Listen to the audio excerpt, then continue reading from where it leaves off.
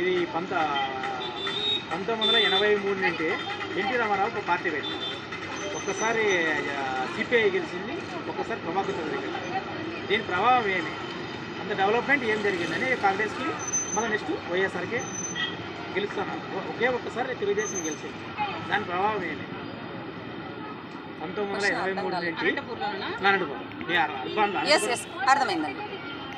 గారు ముఖ్యమంత్రిగా ఉన్నప్పుడు, రాజశేఖర రెడ్డి గారు ముఖ్యమంత్రిగా ఉన్నప్పుడు అనంతపురం నగరానికి ఎక్కడే కానీ చుక్క తాగునీరు లేవండి. ఉదాహరణకి ఎగ్జాంపుల్ నేనే దాదాపు 2-3 కిలోమీటర్లు వెళ్ళి బిందెల మీద మోసుకొచ్చుకుంటా ఉన్నాం, తోపుడు బండ్లలో తోసుకొచ్చుకుంటా ఉన్నాం.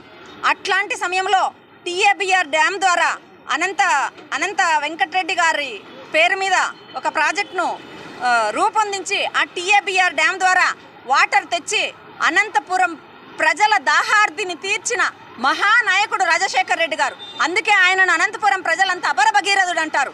కాబట్టి ఆనాటి నుంచి ఈనాటి వరకు రాజశేఖర రెడ్డి గారు కానీ వాళ్ళ కుమారునికి కానీ అనంతపురం ప్రజలు బ్రహ్మరథం పడతారు.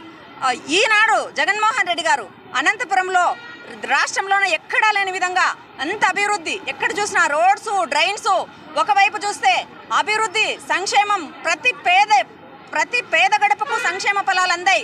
ప్రతి ఇంటికి వారి అకౌంట్లో వాళ్ళు వాళ్ళు ఏ పథకాలకైతే లబ్ధి పొంది ఉంటారో ప్రతి పథకము వాళ్ళ గడపకు చేరింది. కాబట్టి ఈరోజు జగన్మోహన్ రెడ్డి గారిని, వైఎస్ఆర్ పార్టీని ఆశీర్వదిస్తున్నారు. టీడీపీ లేదు, జనసేన లేదు, మహాకూటమి లేదు. ఖచ్చితంగా మేము 50,000 మెజారిటీ పైచలకు ఓట్లతో అనంత వెంకటరామరెడ్డిని గెలిపించుకొని తీరుతామని ఘంటాపథంగా తెలియజేస్తున్నాం.